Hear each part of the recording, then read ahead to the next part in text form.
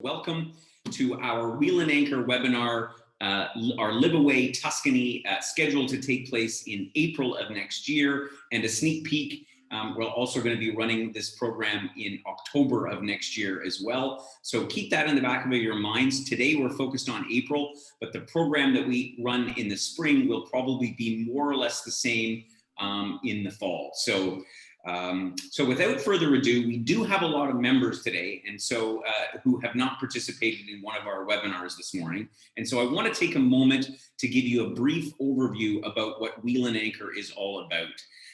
And so bear with me if you've heard this a dozen times before, because you're a regular in our webinars, then you can grab a quick cup of coffee. We started Wheel and Anchor about, it's almost 4 years ago. I have been doing the travel business for the better part of 30 years. I've brought Canadians to all corners of the world. And we decided a few years back, I really wanted to work more closely with travelers like you. And because my experience was that whenever we bring people together who have the same sort of passion, the same desire to have a lot of fun along the way and travel with like-minded people. And so we created this community called Wheel and Anchor. And the vision, if you will, is to bring people together who have this sort of shared desire for good times, but also to learn something, to immerse themselves in these wonderful countries and destinations that we visit all over the world. My personal goal for every single one of our members is that you become well-traveled and well-connected. And so what that means is that when we say well-traveled, it's, for a lot of people, it's just about checking places off of a bucket list. But I really believe that the more time you spend in a place, the better that you can get to know it, get to know the people, get to know the culture, the traditions, the food, the wine, and all the rest of it. And so that's for us what well-traveled means at Wheel and Anchor. And I really hope for every one of our members that, we can take this time of our life to really experience all the amazing things that are out there. And in the process of doing that, you become connected naturally to the other people you're traveling with, as well as to people that you meet along the way. In this case, one of the people that I met along the way is Francesco, and I'm going to introduce him right now, actually. So our team today, myself, my name is Gordon Dreger. If we have not met before, I'm the founder of Wheel and Anchor. I'm kind of the guy that makes it all happen. My passion is travel. I love traveling with our members all over the world and showing people new places. That, for me, is what makes me get out of bed in the morning. I'm joined by Joel Curry and Paula Zarnick. Many of you will have spoken to Paula on the phone. She is the person who primarily deals with our members day in and day out. She does an amazing job at that. Our special guest today, Mr. Francesco Simonetti, who is from Cortona, from this beautiful little town that we're going to be visiting in Italy. Francesco, you just came back from Italy to Thailand. Yes. Here a matter of a few days ago. 2 weeks ago. Yes. Very excited to be back in Thailand, but already missing Tuscany. No doubt. Francesco and I were talking numerous times while he was in Tuscany as we were pulling this program together. He was telling me all about the great food and the wine and all the rest of it. And then when he arrived back here in Thailand, I said to him, I said, Francesco, it looks like you put 3 or 4 kilos on since you... maybe more than that. Anyway, so Francesco is our host in Cortona. In fact, we're going to be, one of the villas that we've chosen is actually his family home where he grew up. So we're going to tell you a little bit about that in a few minutes. So the plan for today's webinar is to take you as members of Wheel and Anchor who are interested in spending a whole month in Tuscany on a little bit of a tour. For today's webinar, I'll be your host, but actually for the program as well, I'll be joining for the first 3 weeks of the program to show you around Tuscany. I love to go to Tuscany. I've been many times, I was there last time 2 years ago in January to some of the very same places that we're going. And we're gonna show you a little bit about what that's all about today. First of all, what is a LiveAway program? So this is actually the 4th in a series of LiveAway programs that we have created. And interestingly, and I don't know whether this has something to do with the COVID pandemic, but there's a lot of interest in this idea of staying places for a longer period of time. And that exactly is the concept behind a LiveAway, is that we stay in one area, in one country or one region for usually around a month. And so our first LiveAway is to Thailand next January. We're going to be staying a month on the island just across from me in Koh Samui. Then we're going to to Madeira for a month, and then Cyprus, and then in April of next year here for a month. So the basic concept is that we stay in one place for a whole month. Now in Tuscany, we're going to be splitting that into two segments. The first segment is in Florence. The second segment, of course, in Cortona, in the southeastern part of the country.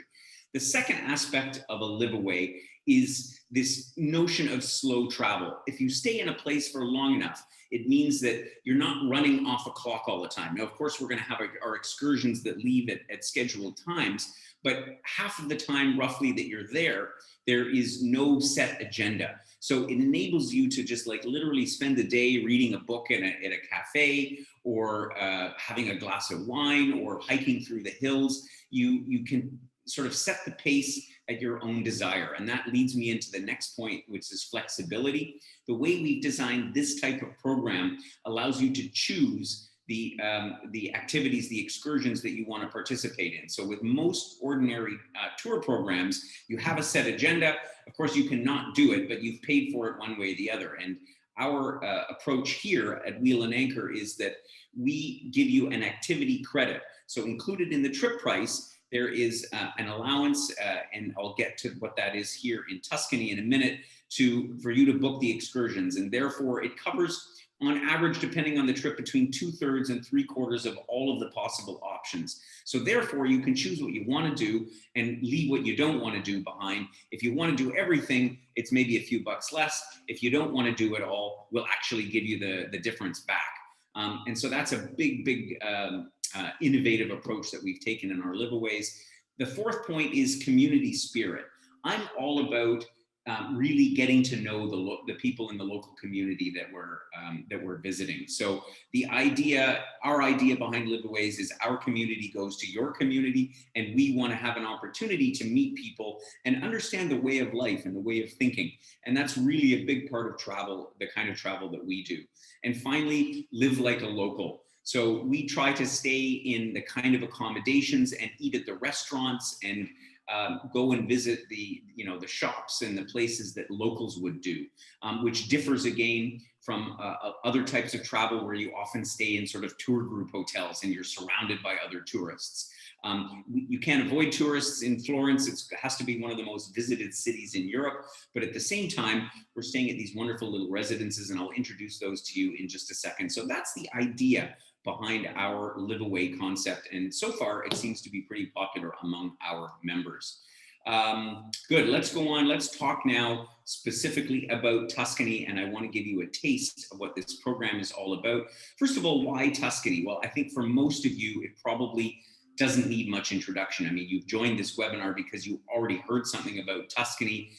You've certainly can imagine for yourself these rolling hills like you see in the picture, these ranges of mountains, not steep mountains like the Alps, but rather rounded off mountains with forests and lakes all interspersed with them. I mean, the countryside is like picturesque to no end. And of course, the history that dates back to the Bronze Age.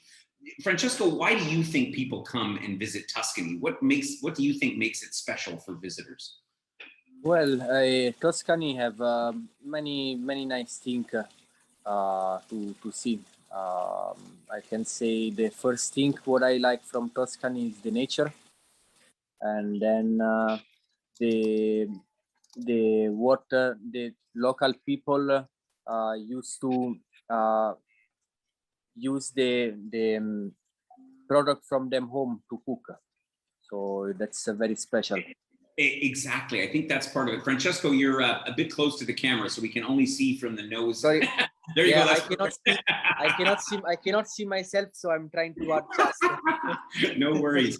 Yeah, I think the food is really an important aspect of it, because as you say, Tuscany is full of these agriturismo, right? Which is where Yes, people produce their own products. And is that how it works? exactly. Yes, They produce their own products and then they're allowed to sell them directly to the public. So there's no ex- middleman in between there. There's exactly. no, yeah, yeah. And for me, that's something that is very special. And in Tuscany, it's very many people do this. Yeah, It's exactly. one of the first thing. It's the way of life for so many people in Tuscany, and that's what makes it so interesting, because it's not just done for the tourists. In fact, it's done for the locals. And Yes. so exploring all these kinds of places is a really a really exciting adventure. Let's look at the map for a second. Of course, for those of you who aren't aware, Tuscany, of course, is in the middle part of Italy. So a bit further south, you'll find Rome, and further north, of course, you'll find Milan, which is up in the northern part of Italy, and Venice. And so Tuscany sits right here in the middle, and it's a pretty big chunk of real estate. And of course, we mostly think about it in terms of, Florence and these hilltop towns like Cortona, like Montepulciano, and so on. But there's also a beautiful coastline there. And one of the side trips that we'll do is to Monte Agrentario. I always pronounce it wrong. So we get a bit of thank you. A bit of a sampling, not just of the Tuscany that we expect to see, but also some of these other unique parts, like the coastal aspect of the region. Looking at the map, our program will begin with 2 weeks in Florence. So you can fly via European gateways directly into Florence. Of course, for those of you who don't like to make connecting flights, you can also fly from Toronto, at least, nonstop to Rome, and take the high speed, the so-called Frecciarossa, which goes from Rome directly up to Florence at like a bullet train. We'll spend the first 2 weeks in Florence. From there, we have all kinds of side trips planned over to Cinque Terre, which for many of you needs no introduction, but I'll talk about it in a second, to Bologna. But most importantly, in Florence, you can spend 2 weeks there, and I swear to God, not get bored. There are so many things to see and do in this city. It is remarkable. And most importantly, just hanging around in some of these little galleries and these shops. There's so much fascinating stuff to see in Florence. Nevertheless, after 2 weeks in Florence, we're going to head down to Francesco's hometown, to Cortona, which is, as I mentioned, in the southeastern part of Tuscany. And from here, we're going to explore not only the town, but a lot of the other little hilltop towns and villages and rolling hills that are around there. So we'll get over to Montepulciano, we'll get to the bigger town of Siena, which some of you will have heard of, Monte Argentario, on the coast, like I mentioned, and numerous other places. So let's take a little bit more of a deep dive to what we can expect along the way. And I'm going to let Francesco sit back and relax for a minute while I talk about Florence, because he's not the expert on Florence. But so I'll call myself the expert on Florence. Undoubtedly one of my favorite cities in Europe. As I say, I was there just in January 2 years ago, when we were already thinking about this kind of a trip. Florence is, as I say, it is one of the most visited and one of the most beautiful cities in Italy. Why? Well, there are countless museums and galleries and shops and restaurants, all packed in a relatively tight city center, which is free of vehicular traffic. So you pretty much get around on foot in the central part of Florence. We have a couple of different accommodations picked out. And so again, this is one of the things that differentiates this program is that we use apartment style hotels. In actual fact, in Florence, and Joel, you can go to the next slide, the accommodations are residences. So we have 3 different residences, which are all in relatively close proximity to the main sites of Florence. So the Duomo, which is the famous cathedral that looms over the central part of the city. We're 10 minutes from the railway station. We're close to the Uffizi Gallery and the Galleria dell'Accademia, where some of these famous Italian works of art are kept. The accommodations themselves, as you see in the pictures, we have studios, which are a little bit more modern in flair. We have 1-bedroom apartments. We have 2-bedroom apartments. All of them are equipped with a kitchen. Obviously, they've got comfortable bedrooms with private bathrooms. Some of them, like you see here in the picture, have some of the ancient, or I should say ancient, but this sort of old style frescoes on the ceiling. So you get the combination between this avant-garde Italian design. Sometimes the places are a little bit more traditional, a little bit more like with antiquities in them, and sometimes it's a little bit more modern design. But the key thing is they're in a great location in the middle of town. Everything that you want to see in Florence is pretty much reachable on foot. Nevertheless, we give you little bus tokens as well in case you want to go outside of the immediate city center. So on this map that you see here, and you can go and Google it yourself, basically everything that's in yellow is all the historical central part of Rome. Our residences are A, B, and C. They're all in the same place. As I say, within about a 5 to 7 minute walk of Duomo, which is the cathedral, and that's the central part of Florence. So what are we going to do while we're in Florence? And again, keep in mind that our programs are, you can choose whatever it is that you want to do. In our Florence program, included in the price is a so-called activity credit of $750. So that's $750. You can go and do our cooking experiences. You can go and get a guided tour of the Uffizi to get a in-depth explanation about the Italian masters. Anyway, let me go through them in a more orderly fashion in terms of the things that you want to see. But as you see here from this picture, you see the famous Ponte Vecchio, the old bridge, which is lined with shops and so on. And it's one of the oldest parts of the city. And just ambling around, walking along the riverbank, and popping into these shops that sell, stamps and, old artifacts, but also new stuff. And the art that you can find in there. Like, as I say, like you could spend literally 2 weeks just wandering around the streets of Florence. Some of the tours that we'll be doing, that we'll be offering, as I say, that you could use your activity credit for example, an artisan tour where we'll go and visit some of the craftsmen making leather goods. Obviously, Italy, Florence in particular, is well known for its leather trade. They also make mosaic paintings. There's pottery and clay. So in the artisan tour, we'll get a sense of the different things that are actually made in and around Florence. We'll visit little towns outside of Florence, like Fiesole, which is just outside of town. And from here, you get a view of the valley that Florence sits in. And I personally, I love Florence, but it's these little towns that have so much charm and character, and where you also tend to get away from the tourists and Florence, even though that we're going in sort of the shoulder season, which I think is the optimal time to go. But even so, when you want to go and visit the cathedral, you pretty much have to wait in line anytime.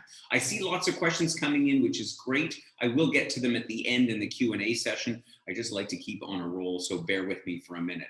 We're going to go and see the Boboli and Bardini gardens, which were started by the Medici family.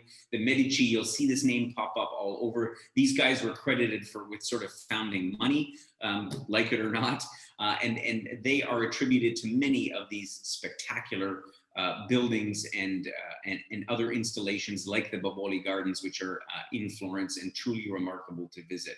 Of course, as I said, Tuscany is all about food, and the Florentine culinary tour allows us to go around and taste some of the specialties that you might not otherwise order off the menu, because I know that a lot of travelers are sometimes a bit hesitant, particularly if they can't understand what the name of the dish is. So they're less likely to try it. But this way, we go and we taste these different dishes. And so the next time, if you really, really love it, you can go and order it in one of the restaurants around town. We'll go for a wonderful walk through the so-called hills of Florence, which again, the picture sort of says it all. Rolling hills, beautiful villas that are up in the hillside around the city. It's a wonderful way to experience Florence. We'll also learn how to make pizza. And of course, a Napoli pizza class is almost a bit of a, how shall I say, an oxymoron, because Napoli is, of course, Naples. And Naples likes to take credit for pizza, but they certainly do a great job in Florence as well. And what better way to learn how to make real Italian pizza than when you're in the middle of Italy? So you can also take a tour, for example, with our guide who is, really an expert in the Italian masters of the Uffizi Gallery. But some people will say, well, I can do that on my own because I don't like to sort of follow a tour guide around. They've also got like those audio sets and so on. And this is the beauty of this type of a trip is that you're not obliged to go on our organized trip. So as long as we get enough people to sign up, I'm not really worried about that. You can either take the guided trip where you'll be really explained all of the different Italian masters and what the significance of all of these pieces that were created, or you can just book a ticket on your own. The only thing I'll say about places like Uffizi and Galleria dell'Accademia, some of the most famous museums in Florence, if not the whole world, is that you have to book your ticket in advance if you don't want to go on our trip. It's not a big deal. You can book it online, but it's in order to keep the volume of people under control, there are set times that you book to be able to enter these different galleries and museums. We're going to make some longer side trips. One of the longest ones is to the coast just north of Tuscany, which is Cinque Terre.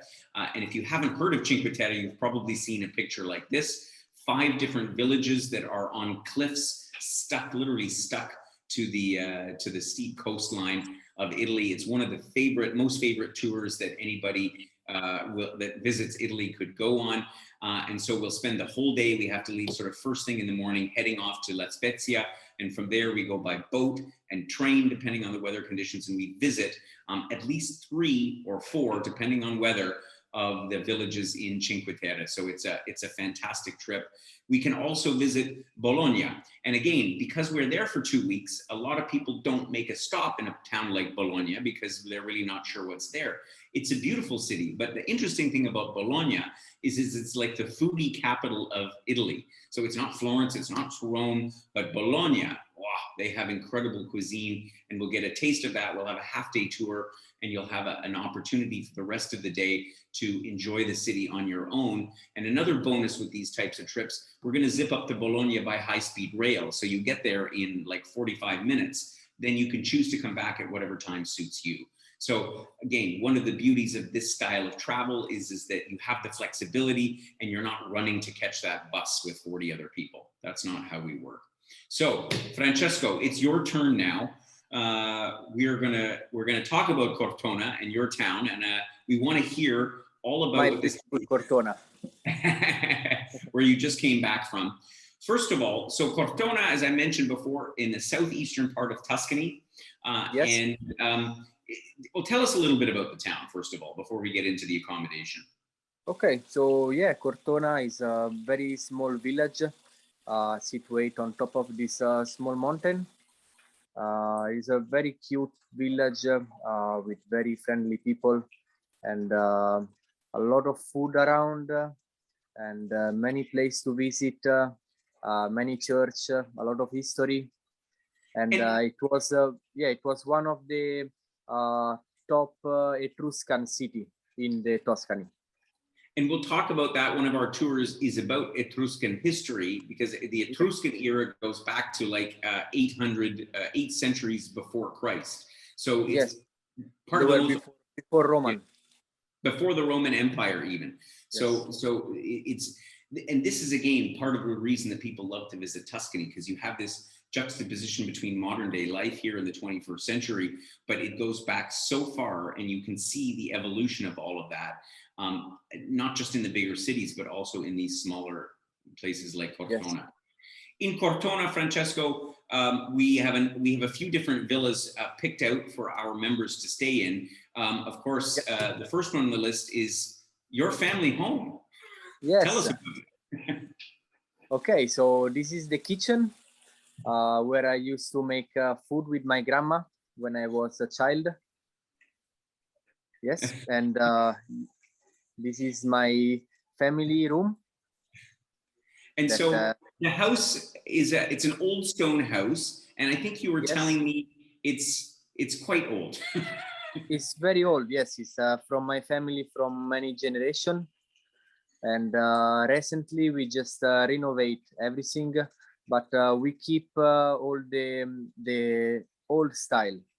So we remake all the floor with this cotto stone, and yeah, we try to keep the old style house of And Tuscany. again, this is the beauty that you can expect, and we've chosen most of the villas. And generally, when you visit Tuscany, you stay in old style buildings. They could be 200, 300, 400 years old. In fact, one of them that we have is from the 15th century, or at least parts of the building are from the 15th century.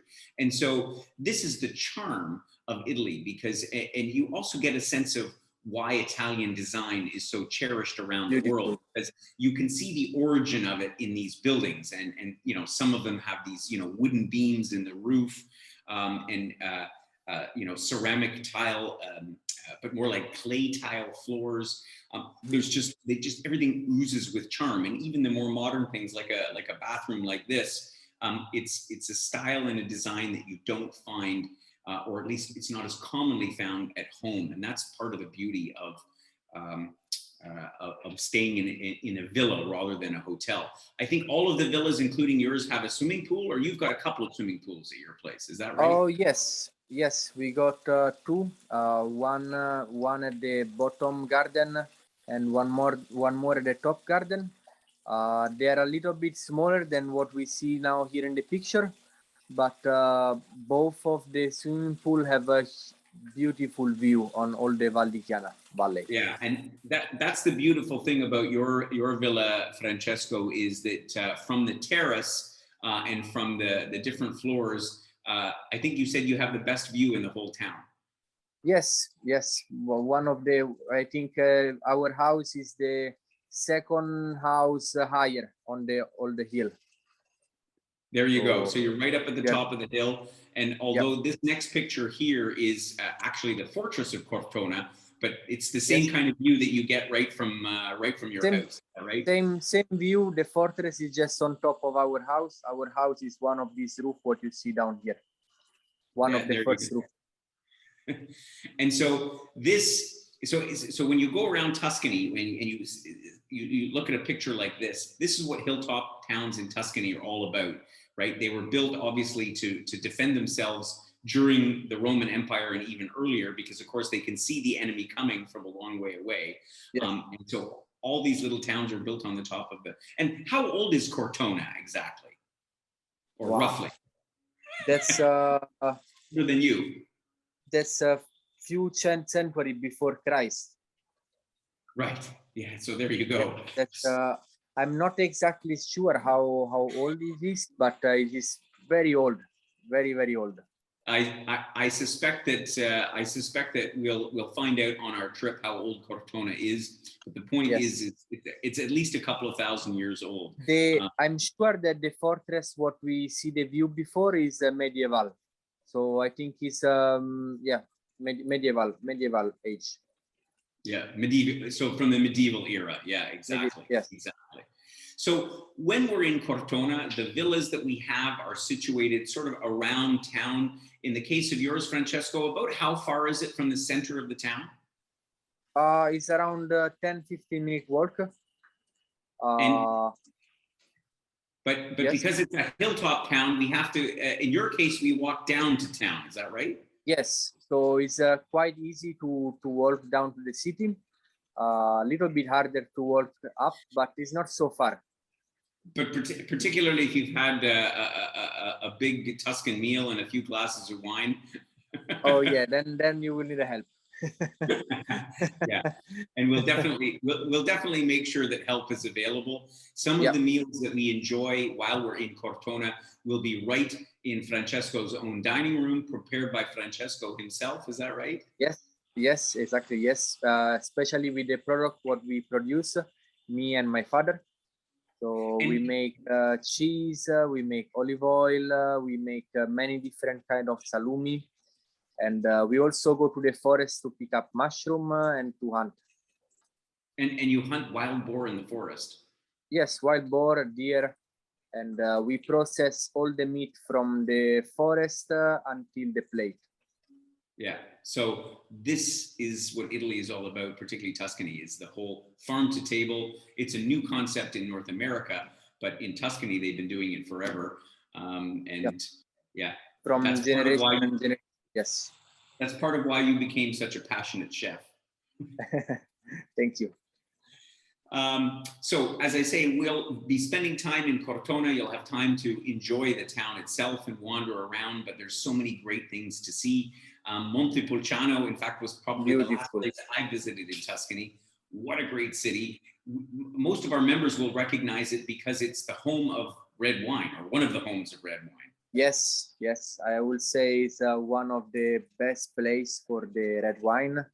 And what I really like about Montepulciano is that you walk through the little road, and then you find these small doors, and you walk through, and then you go underground, and you have this cantina under the ground, and it's where the family of Montepulciano used to make and still make the wine.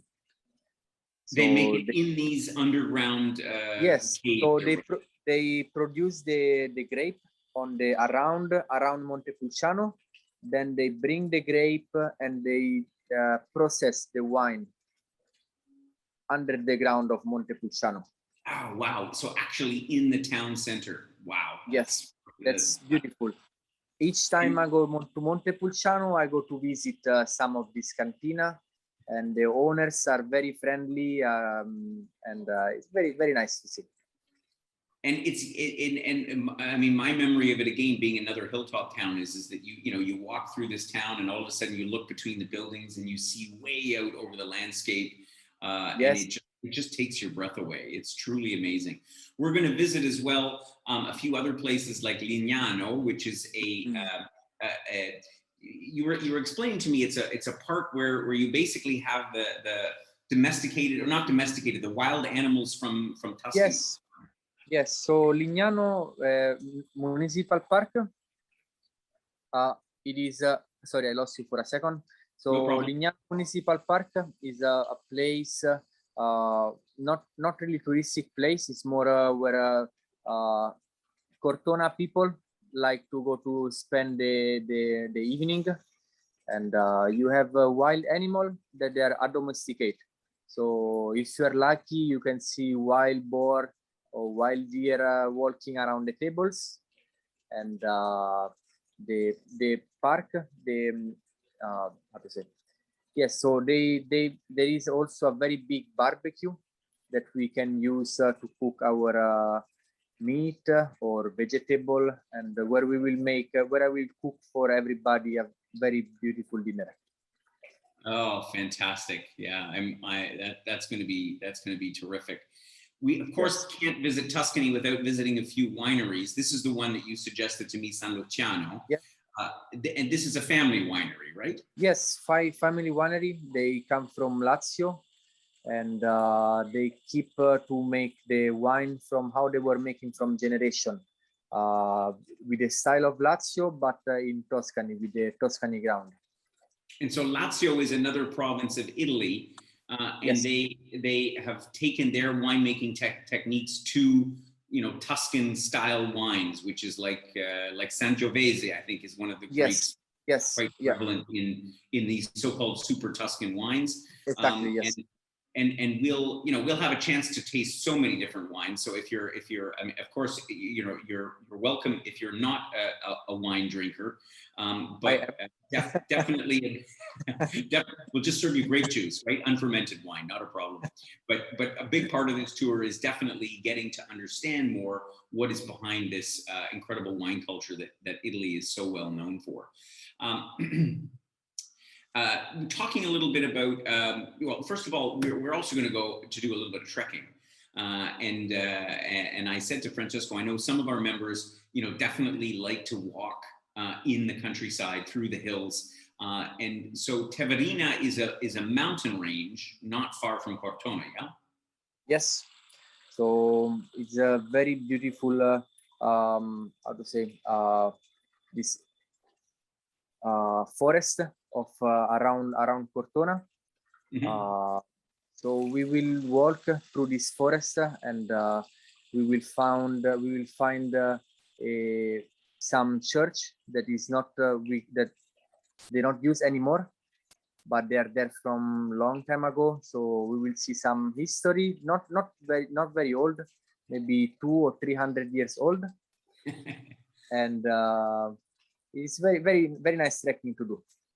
Exactly, and then, nice of course, view around. If we are lucky, we will find also some mushroom. Let's see with the weather how is it. Exactly, and that's an adventure in and of itself, is going with somebody that understands mushroom picking and which ones that you can pick that won't poison you. And I think, Francesco, you know how to do that very well. I know quite well. Yes, I've been picking mushroom since I was very young with my father. And you were telling me as well that we have a special meal planned in Teverina. I think you said yes, it was the best of the best in Teverina we're gonna have. So in Teverina, there is this two friends of me that they are two chefs, and they really like to take each ingredient from them garden or from the farmers around the house, and each day they make a different menu at them restaurant. It is very small place, and they don't have a menu, but they're gonna choose for the customer what they're gonna eat at the day. So it's gonna be set menu that is gonna be for the day, and each time they make something amazing that you cannot find in any restaurant, in any menu. It's the food what you find at home, let's say, like a really home food. home cooked food, yeah, next level home cooked food. Yes. We talked about Etruscan history. Obviously, this is another trip for those who are really interested in this 2,000 plus year old history that is centered around this part of central Italy. And there's some interesting. I think you said one of the places that we'll visit is a monastery. So first we're gonna go to the Etruscan tomb. Yes, tomb with the tourist guide that will tell us all the history about Etruscan and how was Cortona one of the first city of the Etruscan history.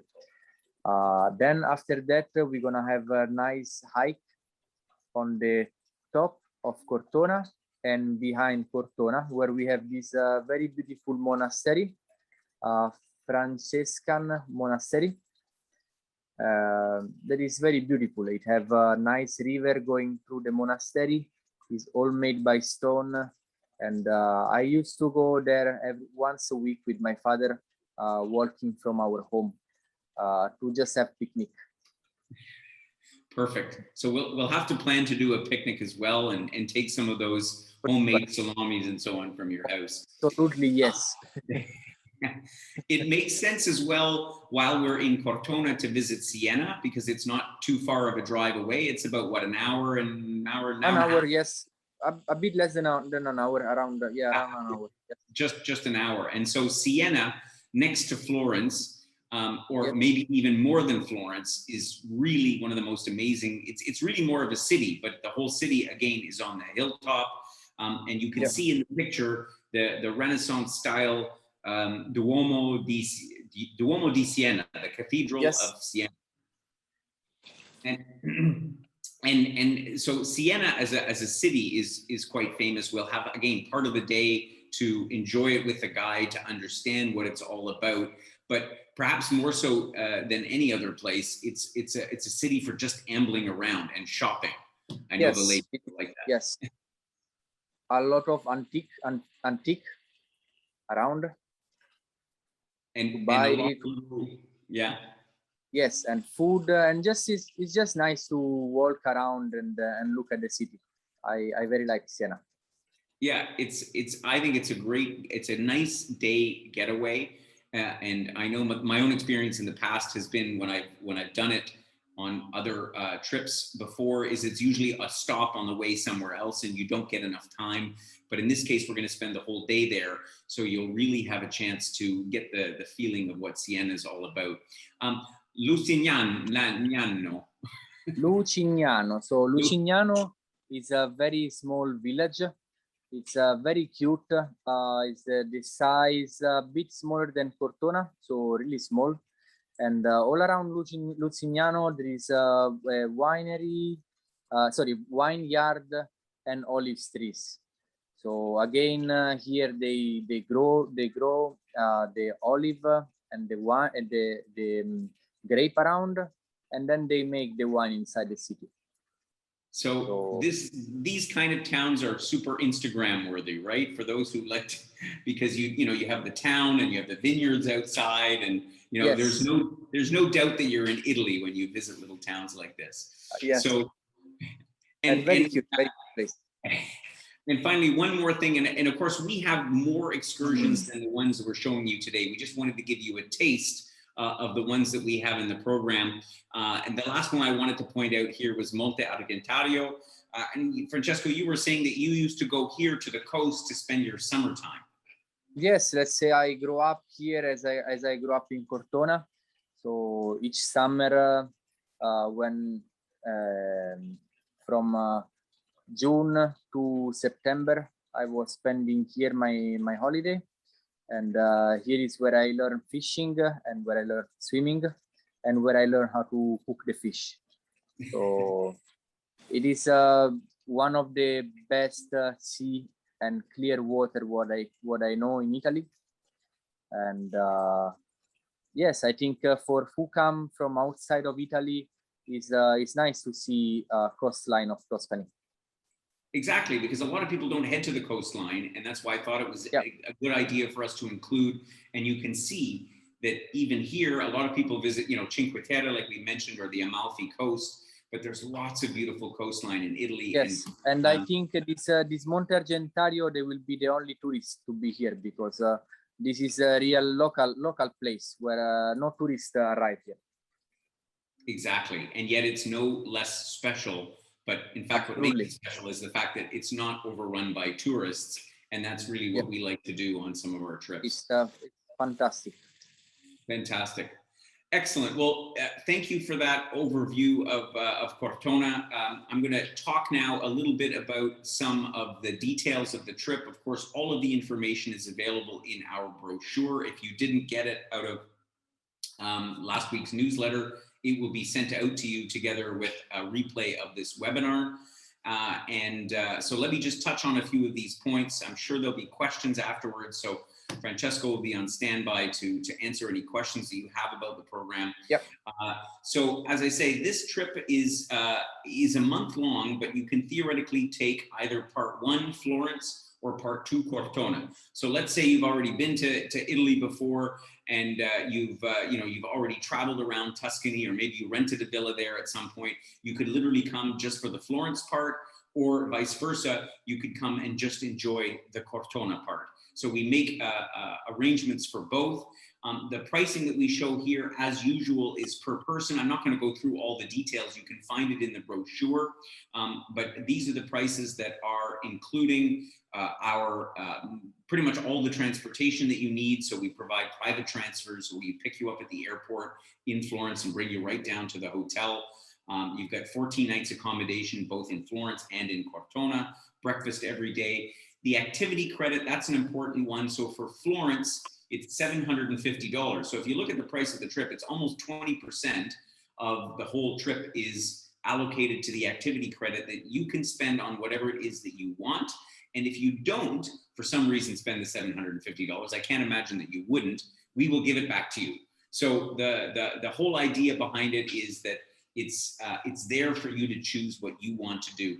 In the case of Cortona, the activity credit is actually $1,500. Now, why is the difference? Well, because in Cortona, we have to drive everywhere. So transportation is the biggest expense of running this trip, as it is in a lot of places. And so we have developed the pricing in a way that gives you $1,500 worth of activities that you can do. So all of the trips that we've mentioned and other ones. And so out of all of the different ones that are available, roughly 3/4 of them are covered by that activity credit. So if you really want to go and be busy every single day, we can find something for you to do.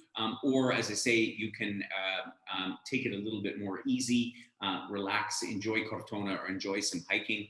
Another important thing I want to mention is that we provide you with a SIM card, which is very handy because it means that you're able to make phone calls not only in Italy but actually internationally, and more importantly, the data is very helpful for us because it means that we can communicate as a group, particularly on a trip like this. It makes a big difference. So again, the details of all of this are in the brochure. And just talking about exclusions for a second, of course, the airfare is always separate. We will provide a quotation for you on that, depending where you're coming from in Canada. But pretty much everything else. So we include on average 2 meals a day. So breakfast, and then on our trips, we normally have a lunch included as well. The days that are completely free, obviously it's just breakfast. And dinner, we have some dinners included in these excursions, but we often leave dinner at your own choice, at your own choosing, so that you can go out and eat a wonderful, simple meal like pizza or pasta in Italy for probably 10, 12 euros, or you can go to some of the finest restaurants that you've ever had before. So that's again the beauty of this program, is that it enables you to really experience dining in Italy the way that the locals do. So for airfare, of course, we'll be ready to quote airfares once airlines start resuming their full schedule. So at this point, we're aiming for the fall. So far, it's looking like we should be able to offer airfare into Florence and out of Rome, or vice versa, in and around the $1,000 to $1,400 range. But of course, that depends on what happens as we emerge out of this pandemic. So I'm about to answer some of the questions that have come in, and I see a few of them here already. So Paula and Joel, if any other questions come in that I don't see, please let me know. Of course, you're always welcome to drop us an email, give us a call. If you don't know, the phone numbers are already, they're listed on our screen as well as on our website. But let's take a few minutes and talk about some of the questions. And I see a question here that was posted a little bit earlier from Paul. And it's a good question, one I expected, about COVID-19. What's happened in Italy? It certainly was the hotbed, as was noted here at the beginning of the pandemic. The situation has improved greatly. Let's see, did we lose Francesco? I think we might have lost Francesco. So we were talking about this just the other day. Like much of Europe, great strides have been made. They have the situation well under control. The epicenter of COVID in Italy actually was more in the northern part of Italy, around near the city of Milan, most importantly. Between Milan and Venice is where they had the worst outbreak of it. Of course, it was everywhere, much like it was at home in Canada, but the situation is looking much, much better. Vaccination rates are improving, caseloads are way down. So we are very hopeful that the situation will be well under control long before we arrive in the spring of next year. The dates for Vaughn, you asked a question about the dates for Tuscany. I think you may mean either Florence or Cortona. So if you didn't get the brochure yet already, we'll make sure that we get a copy of it. And the question here is the cost for the whole month. So basically, how we've done it with the pricing is that it's priced in 2 segments, either Florence or Cortona. And if you book both of them, we knock $250 off the combined price for both, if you do both part 1 and 2, Florence and Cortona. Let's see, a couple of other questions in here.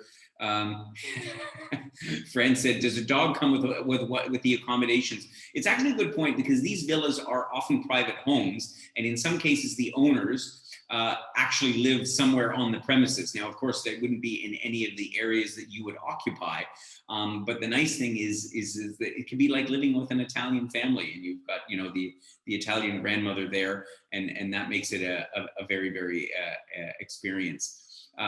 Another question came from Jean about the second trip in the fall. We haven't released the dates for the second trip to Tuscany. It will be pretty much the month of October, maybe a day or two before, or maybe stretching into November. We will be finalizing those by the end of August. And as soon as we have those, we'll certainly let you know. Ardell asked a question, is there a minimum number of people who need to register before it can happen? So yeah, there is a minimum number. For these trips, it's around 12 people. I suspect that we will have far, far, far more than that. And in terms of a maximum number, the way we operate our LiveAways is that we can actually do it as overall as a larger group, because everything that we do, all of the trips that we do, are typically in groups of 8 to about 12, maybe 14 people at the most. So you always have the small group experience where you're out on excursions. And so even if we ended up we can take a maximum of about 30 people on this trip, staying in 3 different residences, all in close proximity in Florence. And similarly in Cortona, the villas are spaced a little bit further apart, but we will have a shuttle bus that at certain times will go around to the different villas and bring you into town, as well as to any place nearby. So we're looking after the accommodation for you, we're looking after the transportation for you, so that you don't feel like you're completely isolated. And as I say, there's excursions offered almost every day of the trip, from both Florence and Cortona, but at the same time, you have the ability to not have to do all of them. Okay, good. I don't see any other questions, but I'm sure you probably have lots more. So please do drop us an email. Sorry, there are a couple more questions. Yes, excuse me, I didn't see those. Single double. So the price for single and double occupancy. So double occupancy means the price per person with 2 people sharing a room, with the exception of our 2-bedroom apartments in Florence. So we have the option for, we have one of our residents that has 2-bedroom apartments. So in that case, you'd have 2 people in each bedroom, which obviously each one has a private bathroom, but you could also book a 2-bedroom with 1 person in each. So double occupancy means 2 people in a bedroom. Single occupancy means 1 person in a bedroom. And so Terry asks, the Cyprus trips ends April 5th. How does this tie in with Tuscany, Terry? Well, they're actually back to back. And I will be going from Cyprus to Tuscany and picking up this trip in Tuscany. And so anybody else that's interested, who's maybe already booked to go to Cyprus, you can go back to back and go right from Cyprus to Tuscany. We would fly from Limassol to Rome in that case, but we can give you certainly some more details on that. Another question Mike asked about, is there a chance to do a Rome trip? Absolutely. If you haven't been to Rome before, it's a good opportunity, either at the beginning of the trip, if you're flying in, to spend a few days in Rome, or at the end. After Cortona, we will most likely be, most people will depart from Rome, so you can easily add on a few days. And we can certainly give you some hotel recommendations. Rome is a great city to check out on your own, you can easily find a guide and simply wander around on your own. And then another question is, said they're in Croatia until the 23rd. Yeah, so we can pretty much accommodate you. If you're in Europe already around this time and want to join in for this tour, we do our best to accommodate you. You don't necessarily, if you're going to be a day late, we'll make something work for you. So just drop us a note, give Paula a call, and she would be more than happy to facilitate that. And of course, I'm also available. Good. Well, thank you so much for your attention today. I hope you enjoyed our webinar with Francesco. I'm sorry that he seems to have dropped off. It's a great trip. Tuscany is, as I say, is super popular among our members. I hope that you'll join us. I look forward to catching up with you next week. Is our webinar on Canal du Midi. So another different type of a program. And this is actually going to be part of our France Kaleidoscope program, which is sort of like a LiveAway. We're going to be spending the month of October also in October. So at the same time as Tuscany in the fall of 2022, we're going to be doing a France Kaleidoscope. And one of those weeks is on the Canal du Midi, a wonderful waterway that connects the Atlantic Ocean to the Mediterranean. And we're going to be spending a week aboard a houseboat, visiting some beautiful French villages. So find out about that next week on Thursday, July the 15th at 11 o'clock. Paula has put the link for the webinar in the chat, and it's also going to be, of course, on our newsletter this coming Saturday. Have yourselves a wonderful day. Thank you so much for joining us. Travel will resume soon. I look forward to seeing you before too long.